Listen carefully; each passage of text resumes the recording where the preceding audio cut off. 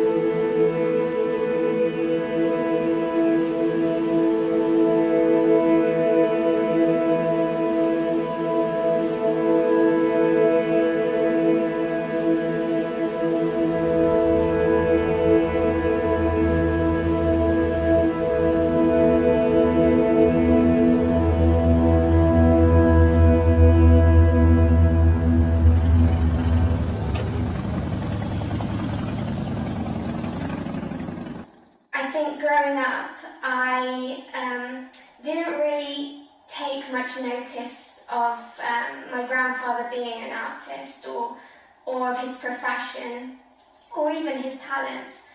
But as I got older, I started to realise that what my grandfather created is something special, and as I would talk to people, they would recognise my grandfather's work, and it was really then when I started to appreciate his work much more. Well, I live in Herefordshire.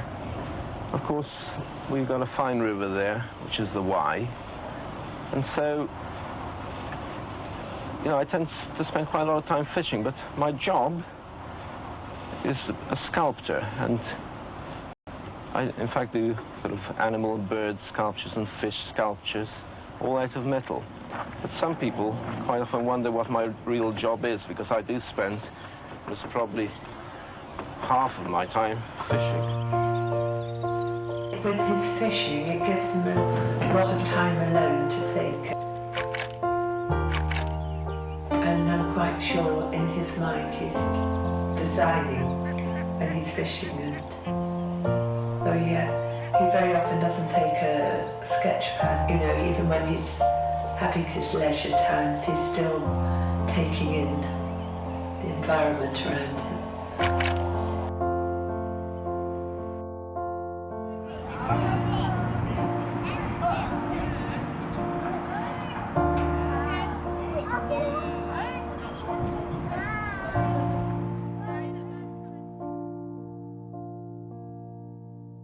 Absolutely, nature and being around nature has been very important in inspiring Walenty's work. Walenty, my grandfather, lives by a beautiful lake, and every time I drive down to his house by the lake, I often get a glimpse of a bird perching on a branch, or just birds flying over the lake, and then that makes me realise that actually this is what my grandfather's seeing on a daily basis, and he must get his inspiration and his ideas from what he sees around him, as he is very much an outdoors man.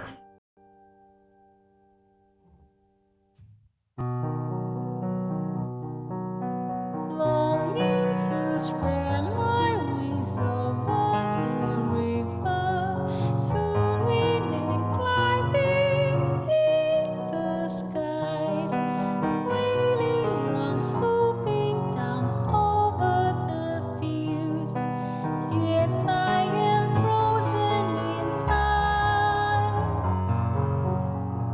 motionless, counting my moment of bliss.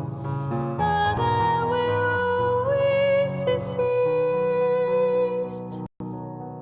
longing to spread my wings over the rivers, soaring and gliding in the skies, waiting round, swooping down over the fields. Yet I am frozen in time, motionless, counting my moment of bliss. As I will always exist.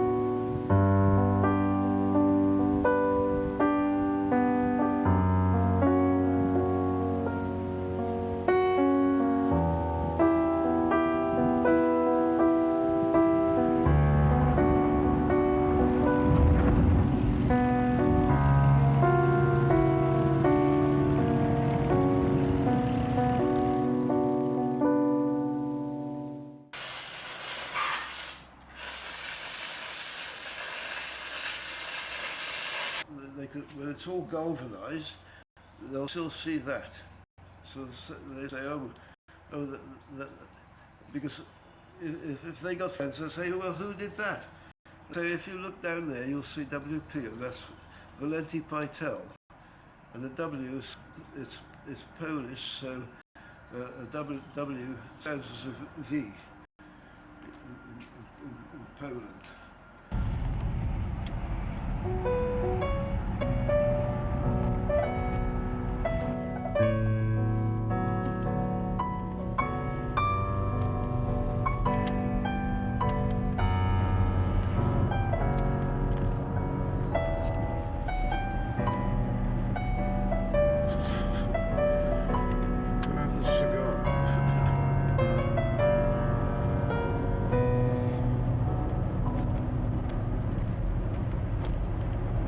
Across here there were barracks, absolutely filled up with barracks where all the Polish people, the refugees, came over. Not refugees, they were, after the war. And it was absolutely filled with barracks here. And this is where I can remember as a youngster, I used to run along here always. And in fact one was still left here, but I think now it's all been built up. But there was all barracks there, and all the Polish people came over. All of them could go to different parts of the world free of charge. And most of them went to Australia, but my parents decided to stay at Leinster. And that's why, otherwise, if they hadn't decided to stay at Leinster, I would have never met Mary. We wouldn't be together. We'd be in Australia somewhere. And I wouldn't be the sort of artist I am. Because the nice thing in Hereford, there was the art college. That was the important thing. The art college was important for me. But had we gone to Australia, I wouldn't have been an artist. Or I might have been.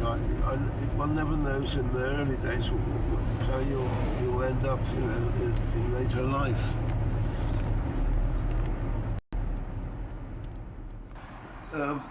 Mary came from quite well-known farmers, and they had a huge farm, and one of the problems was she went to the art college with us.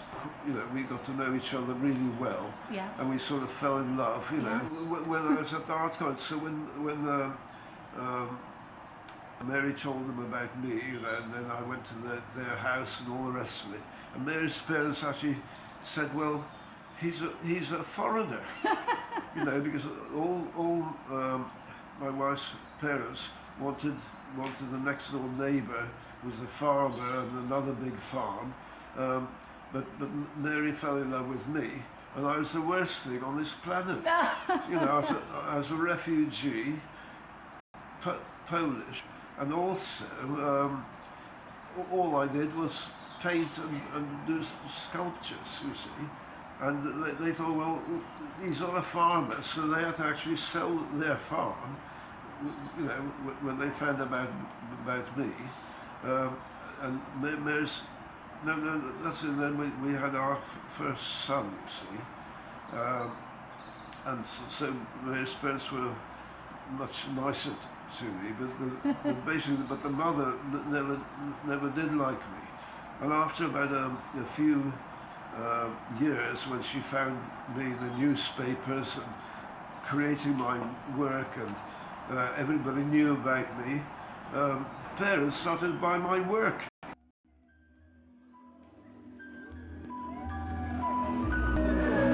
Friends, we've got time for folks. Thank you very much. It's been a pleasure playing you tonight. Sorry for the request.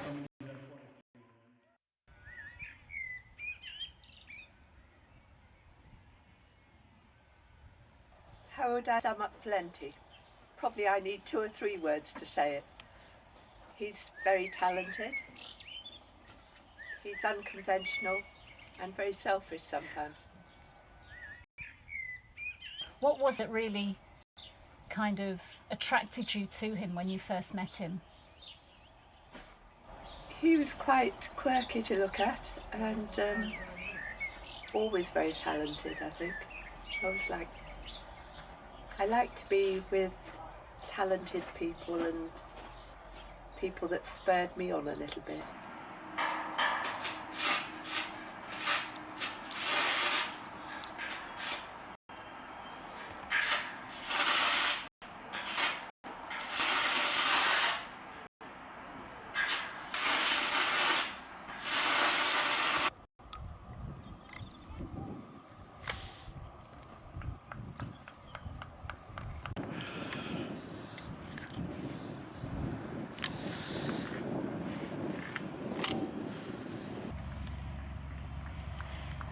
He's like a caged lion when he lived in London.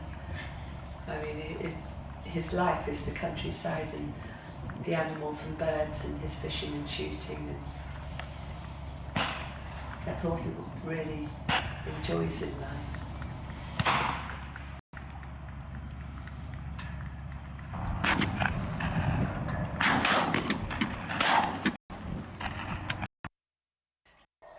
This little chap. That's Harry. Now that's an unusual photograph. It's about the only one, you know, we've got very few of Harry with Walenty. It's so sweet, I think, that, isn't it? Even with Harry, he's got probably showing him his cigar. Harry Pytel Robinson, Walenty Pytel was my grandpa.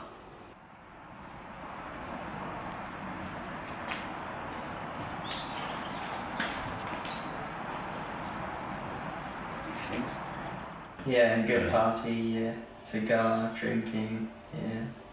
He loves his food too, like nice, I don't know, lobster or whatever. Will always be the first one to start eating and the last one to finish. What I like to say about my grandpa, he's always happy, like, he loves making sculptures, so it's just nice to see him do something he loves. I remember when I was younger going over and he was up all night working, but now he just does long hours during the day. If you go to his workhouse, you will see everything, like him in the progress of, like, I don't know, him like building a sculpture 1 month and then 3 months later it being done, like how fantastic it's looking. Incredible how much work he does actually achieve. No, so in half, yes, at 12 o'clock they're coming here, so... No, they're not. They're coming at 1 now. Oh. Because I thought we were going to come and see the sculpture I'm doing. we are. I was only going to do a very tiny piece. Oh. Yeah, this isn't so tiny. I always like some music behind me. No, so I'll put this on.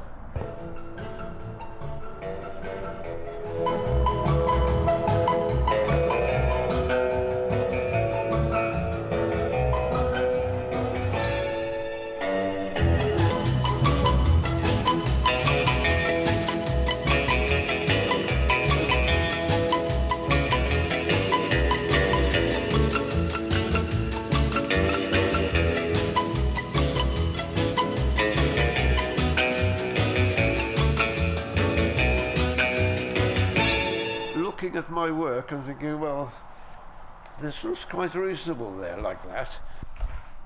Because I have to write it down. It's called a red shank. But the nice thing, everybody in Hereford lets me have steel free of charge. They say, well, you're doing such interesting pieces of work that's all around the world. You know, just come and help yourself. So I tend to say, right, well, thank you very much. I never overcharge. You know, I always like to sort of think, if I put a vast amount of money on it, what's the point of that? You know, because the taxman will come and take it anyway. Right. I don't do a lot of welding, because if you do too much welding, your eyesight, when people are at the age of 40, you know, the people that weld every week, when they're 40, they can hardly see. So basically, where are you? You know, I mean, no. So that's an interesting thing. So all my life, I've worked 2 days. And the other 5 days, what do you think I do on the other 5 days? I go fishing. Oh, right. And I go up to Scotland and I go on to the various rivers, and funnily enough, I catch a lot of salmon. And everybody that sees me, all my photographs all over the world, I'll be smoking a cigar.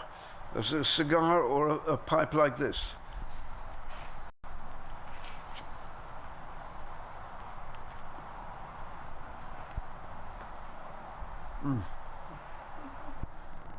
Well, I don't know what sort of sculpture I'm going to do next, but that's the thing. You know, I've got to look at a lot of photographs of birds, of different sort of birds, so I can do something totally different. Anyway, we'll go and have a look at one of my other little places with a load of bricks, you know, sort of further down at our place here. And I thought, well, what can I do with these? So anyway, I built all the brickwork here. And then I cemented it all myself. So everything here I did myself. There's plenty of whiskies there. This is why if I'm not driving anywhere, I find I love to go out. I think I'm not going anywhere today or tomorrow, so I'll come and sit in here and think of what I'm going to do next, what part of my work. And so I sit here quietly and have a few drinks. And then I go to my workshop and then I carry on doing a little bit more. And because as soon as I start thinking about it, different things come up. You know, I say, oh no, I should have done it this way and I should have done it that way. So but if you rush things, because my wife always says to me, oh, well, you know, you haven't completed this. I said, well, I've got to think about it.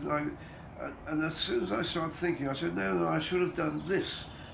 And that's why she always says, why don't you get somebody to do a lot of the work for you? Half of the time I don't understand what I'm doing myself. This is why I have to have a good smoke and then I have a drink and then I think, right, I'll go out now and do a bit more work.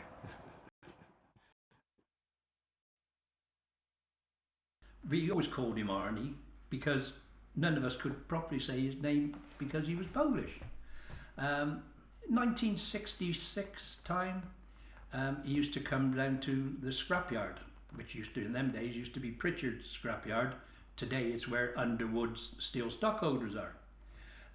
He'd come on sort of 9 o'clock on a Saturday morning, looking around with his cigar in his mouth, look around, and then sort of come 12 o'clock before we finished at 12, quarter to 12, and we always say, Arnie, come on, it's time to go. Oh, well, yeah, I've just got these bits here. Right, what do I do with, well, he'd never mention money to you because it was always Arnie. And then one particular Saturday morning, he come with his cigar and he said, I've got something in the back of my car. And then quarter to 12, time to knock off. Will you give me a £5 for what I've got in the back of my car? You must be joking, a £5. What is it? No, you can only have it without registering it and give me a £5. No. And he kept on and on. So then we turned around and I said, oh, for God's sake, hang on. So I went and put, I'm talking now, £5 was a lot of money. I was earning about £12, 10 shillings a week. So I put an IOU into the box, took the £5 out, gave him his £5. He then came and said, come on, here's your prize. And it was the cockerel. And it's been with us ever since.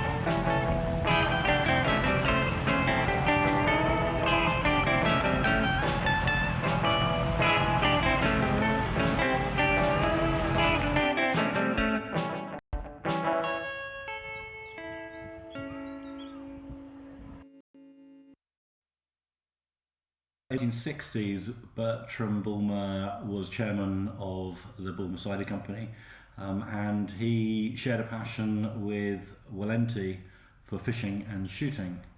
And I think through that they got talking, and eventually that ended up in a commission. At that stage, Walenty was largely doing wall-mounted sculptures, and Bertram asked for something to go on his desk, and it was a woodpecker, this woodpecker. So as the story goes, Bertram liked this woodpecker so much that he asked for a large sculpture to be created, and that was unveiled at the factory gates in 1969 by Sir Peter Scott, who's Scott of the Antarctic's son, and was quite a celebrity at the time because he was fronting a nature programme on television.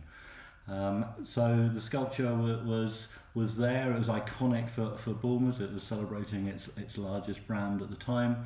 The Cider Museum was given access to some money from Section 106 planning to do some work with the local community on artwork to brighten up the area.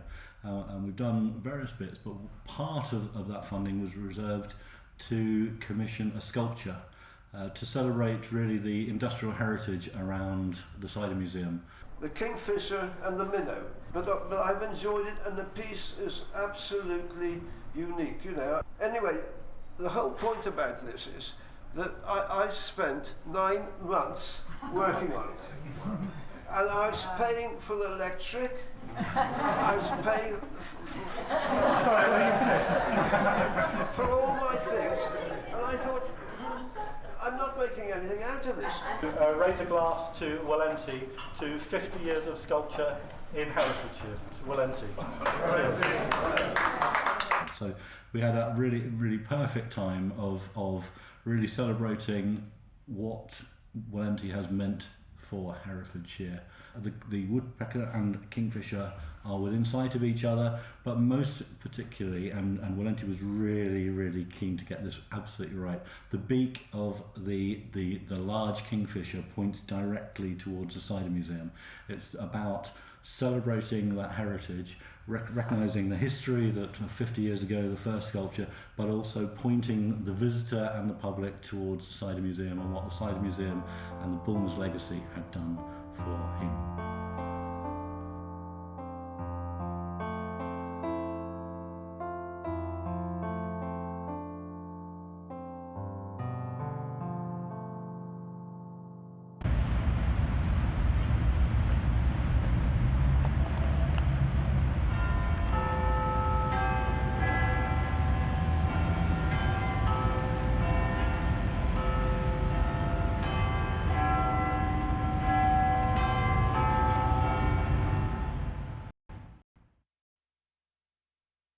Silver Jubilee sculpture, 1977, when a commission came out and plucked the young Walenty Pytel from some remote corner of beautiful Herefordshire and made him into a national figure in sculpture.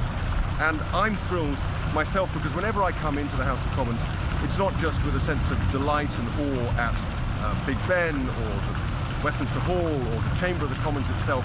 It's because I know that when I come into New Palace Yard, I'm passing this sculpture by a great Herefordian, by Walenty, my friend, and celebrating him, and a sculpture which everyone can see wherever they come to visit the House of Commons. And so I celebrate him, and it's a delight to be able to do so here. That Jubilee sculpture was the core of our sales activity. Hey, this is the Jubilee sculpture under Big Ben, owned by the Queen.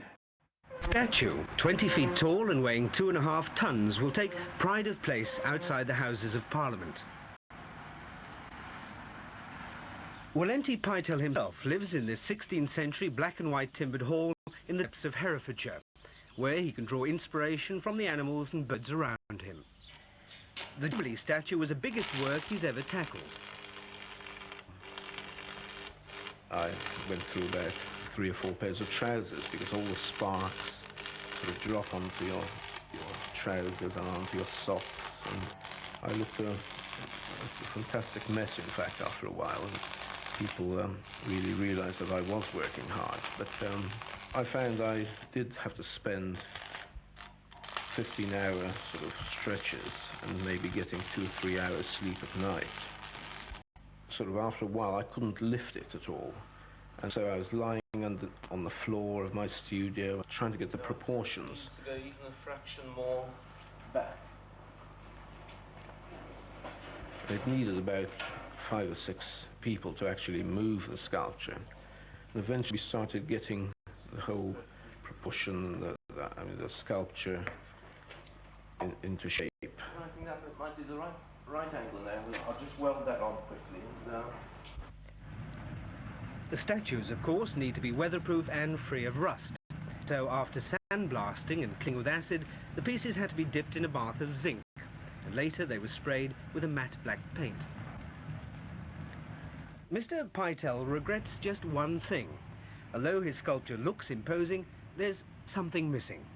He had intended to put a small London sparrow somewhere on the sculpture, but working right till the last minute, there just wasn't the time for it. There was a decision made by the Fine Arts Committee, or the Works of Art Committee at the Palace of Westminster, That's the ones who look after the fine arts procurement for the House Commons. That it would be nice if there was to be a gift made by members of the Commons to the Queen in recognition of her Silver Jubilee in 1977. And that's where I picked up the story, because in the tea room, after Prime Minister's questions probably was, when people gather in the tea room to chat, there was a conversation, and various names were being bandied around. So I earwigged, I suppose, the best way of putting that, so that's interesting. Then when I heard that Walenty Pytel's name was up, but nobody knew his work. So I wasted no time, and I thought I will go back and collect my pieces, and they can see. So I leapt into the car, drove, about 4 o'clock by that time, drove straight home to Herefordshire here, put them in the back of the car and drove back again. So I guess it was 10 o'clock by the time I got, just in time for the late night division, for the 10 o'clock division, the vote. And then at that vote, during the division process, I was able to corral the various members of the committee and say, you weren't aware of Walenty's work, I've got some in my car, come and have a look. The Department of the Environment were notoriously skint at the time. Getting any money out of the Department of the Environment was nightmarish, but they were doing New Palace Yard. The car park had been finished and they were about to start planting the trees, so it was, the moment was appropriate. But then I approached every member of the House of Commons, and I'm pleased to say that everybody subscribed something, with the exception of one member who resolutely refused to accept anything to do with the Queen. Therefore, 649 members subscribed and one didn't. But we raised the money, and then afterwards I had a little left over, so those who had subscribed £100 or more, I was able to commission a photograph of the Jubilee Fountain to recognise their contribution. And I think they enjoyed doing that.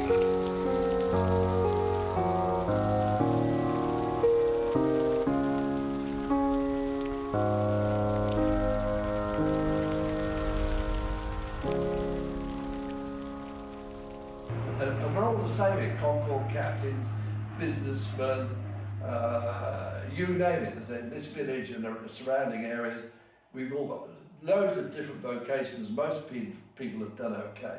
And along comes this madman, stick it in the middle, and everybody loved it because it was so different.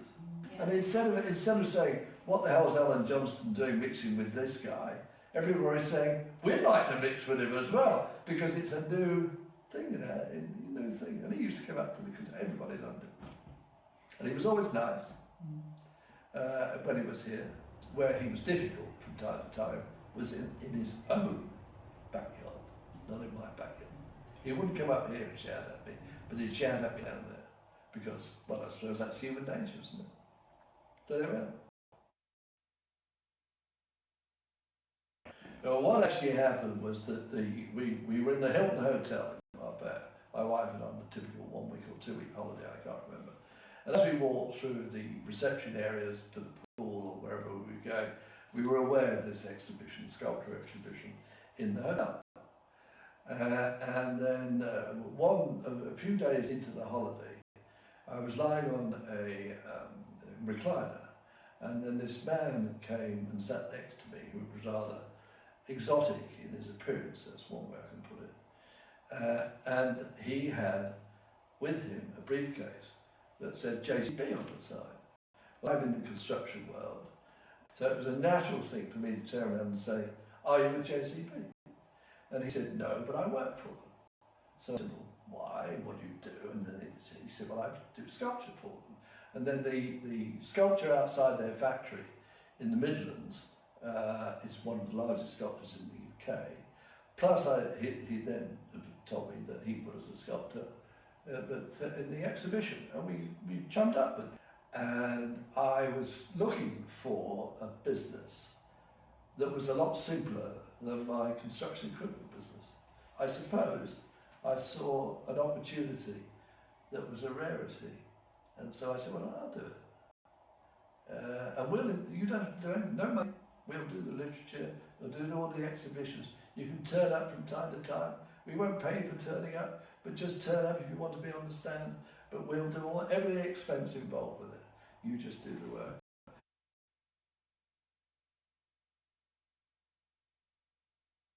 It started off with simple exhibitions in the UK, and then an opportunity came up for an exhibition in New York at the Javits Centre on the West Side, and I thought, why not? It was a British government-sponsored stand, so there was a contribution to it. So we bundled all this stuff together, shipped it out there, and exhibited it, and the interest was enormous.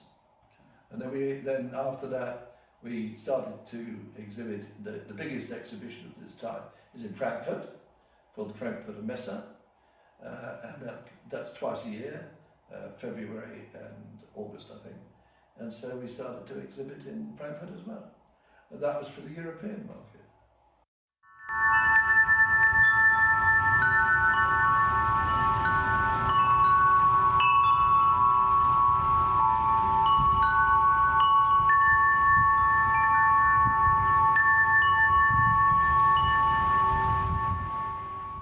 I can remember plenty. 1964, when I was working as a trainee auctioneer and estate agent, I was doing property. And Mary and Walenty came into our office in Hereford and asked for the property we had for sale at Wall Hope, remember?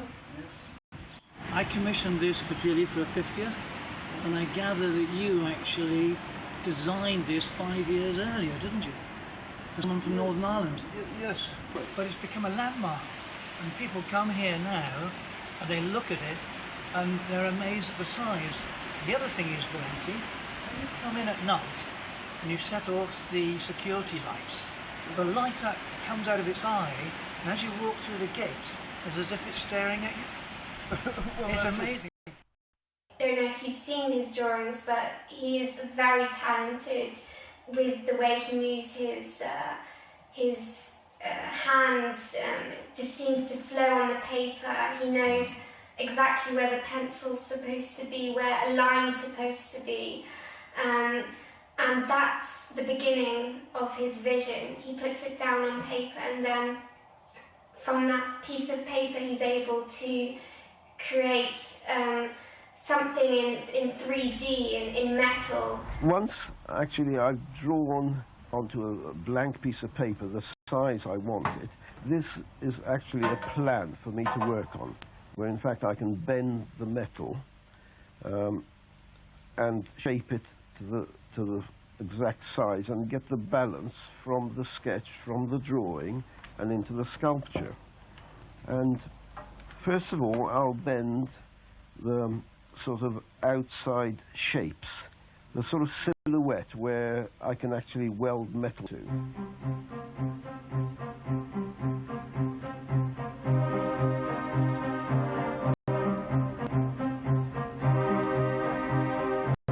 Usually I'll bend sort of the outside piece and then go to the middle piece, and all the time I'm thinking, how can I produce this sculpture in the flat metal? So I'm not just thinking of a flat shape. It's a good piece of sculpture has to be three-dimensional. You should be able to look at it from all angles. So both the 2D element and the 3D element is very important in his work. Well, it's unique, but the thing that is very unusual with Walenty's work is that it's hollow. So you've got a three-dimensional work, but if you consider the hollowness of it a fourth dimension, I suppose it is, then that is incredibly unusual.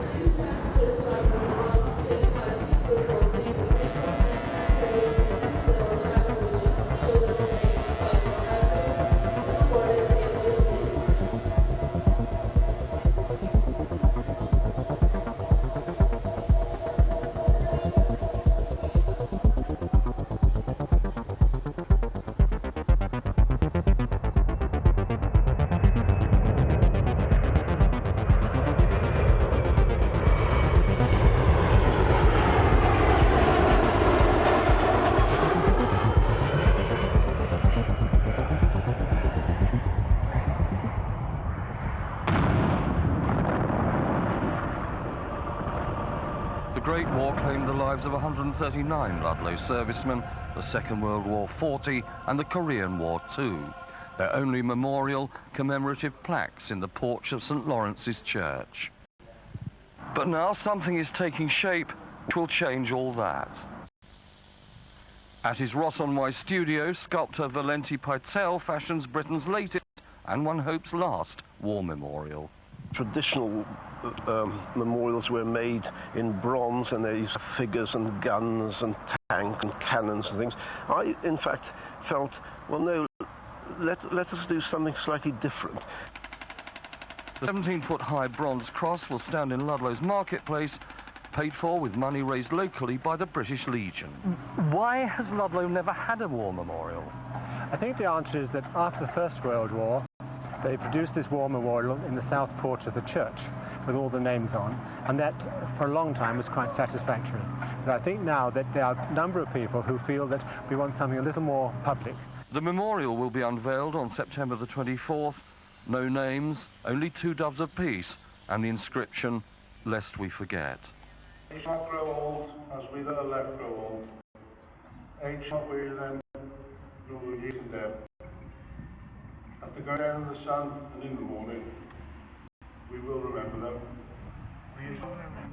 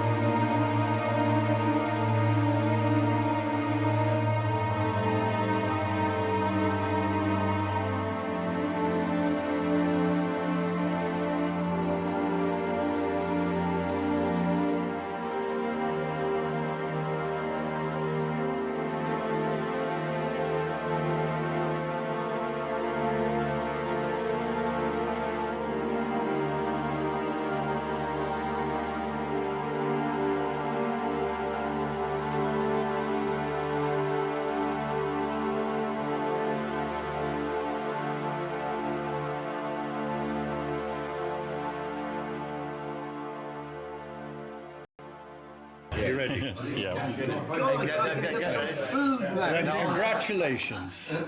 That's right. and for your generosity to the hospice. Thank you very much indeed. He's quite a man. He's quite an amazing man. And you know, he is a one-off. you can use this or not, but I feel I can say it because I just love him to bits, and I can understand how he puts his incredible stamp on his work. It is actually part of who he is inside that comes through in this work. And you know, if you get to know the man a little bit, you can see the essence of him, his spirit in these things, which is incredible. So this is the original cat, and this was sculpted in steel originally. It was cast in bronze, and I am fortunate enough to have the bone china cat from the original. Here it is, beautiful.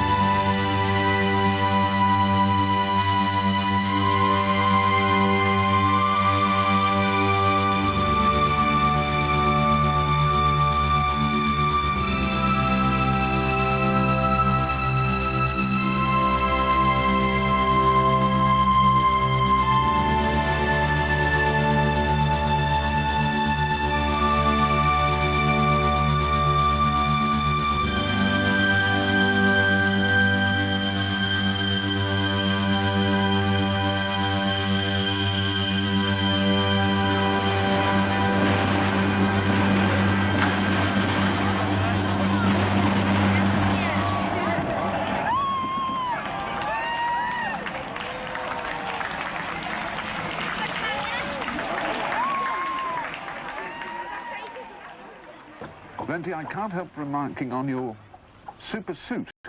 Is part of the scene of fishing? Oop, yeah, I've made a bit of a blunder there. It is. I'm a great believer in dressing the part. Maybe it's because I'm an artist, but when I go fishing, and I quite often get invited to some very nice waters, I dress accordingly.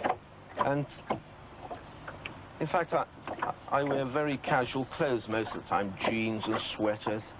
And the only suits I've ever had made in my life have been +4s. To go fishing? Just to go fishing. And I dress up well, I feel good, and for that day I'm really enjoying myself.